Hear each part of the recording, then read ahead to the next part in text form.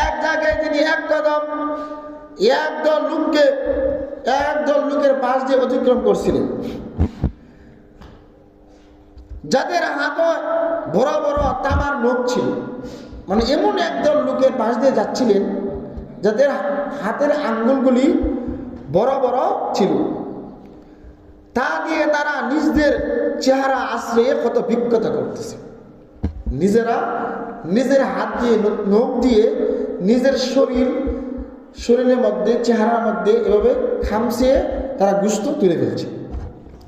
রাসূল সাল্লাল্লাহু আলাইহি ওয়াসাল্লাম আশ্চর্য হয়ে গেলেন, এরা কারা? জিবরীল আলাইহিস সালাম বললেন, এরা সেসব লোক যারা দুনিয়াতে মানুষের গোশত খেত।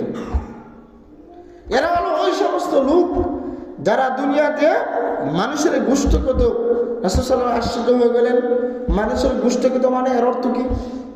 এরা হলো সেই সমস্ত লোক যারা দুনিয়াতে মানুষের গীবত, পরনিন্দা এবং মানুষের দুষ্চর্চা করে বেড়াইত। নাউযুবিল্লাহ।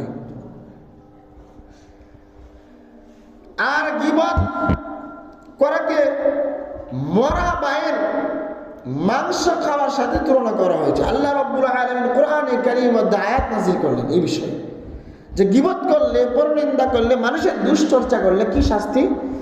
ওয়ালা তাজাসসু ওয়ালা ইয়াগদাব বা'দুকুম বা'দান আইয়ুহিব্বু আহাদুকুম আন ইয়াকুলা লাহমা আখিহি মাইতা। আল্লাহ রাব্বুল আলামিন বলেন, তোমরা অপরের দোষ অনুসরণ করো না, এবং একে অপরের গীবত করো না। তোমাদের মধ্যে এমন কেউ আছে কি যে মৃত ভাইয়ের গোশত খেতে পছন্দ করে? আছে কি এমন কেউ যে তোমাদের নিজের ভাইয়ের মরা গোশত খেতে পছন্দ করো? তা মনে রাখবে, যদি মরা ভাইয়ের গোশত খাওয়া যায় না, কষ্ট হয়, খাওয়া অসম্ভব, তেমনি হবে একজন মানুষের গীবত করা, পরনিন্দা করা, মানুষের দুষ্চর্চা করা, এটা হলো মরা ভাইয়ের গোশত খাওয়ার সমান। নাউযুবিল্লাহ।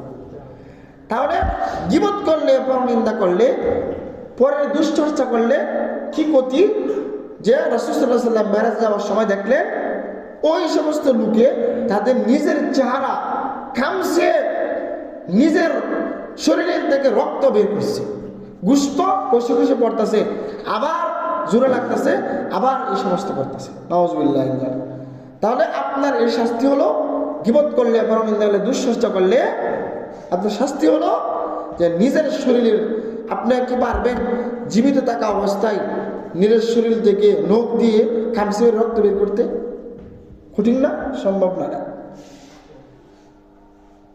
এই জন্য সাবধান। ভাল লাগে অপরের গীবত করতে, খুব ভাল লাগে না? চর্চা করতে ভাল লাগে, পরনিন্দা করতে ভালো লাগে, কিন্তু এই ভালো কিন্তু ভালো না। এটা শাস্তি, ভয়ানক শাস্তি। নিজের চেহারা সে নিজেই জাহান্নামের মধ্যে কি করবে? নিজে নিজে ছিড়বে। যতক্ষণ মতো হিসাবের আগ পর্যন্ত সে জাহান্নামে এভাবেই থাকবে। ইনশাআল্লাহ বাকি আলোচনা সামনে জুমায়, পরের জুমা আলোচনা করবো। আলহামদুলিল্লাহ রাব্বিল আলামিন। আল্লাহ রাব্বুল আলামিন যে কথাগুলো শুনছি, ছোট ছোট কথা হলেও অনেক গুরুত্বপূর্ণ, আমাদের সকলকে এই কথাগুলির উপরে আমল করার তৌফিক দান করুন। আলহামদুলিল্লাহ রাব্বিল আলামিন। আল্লাহুম্মা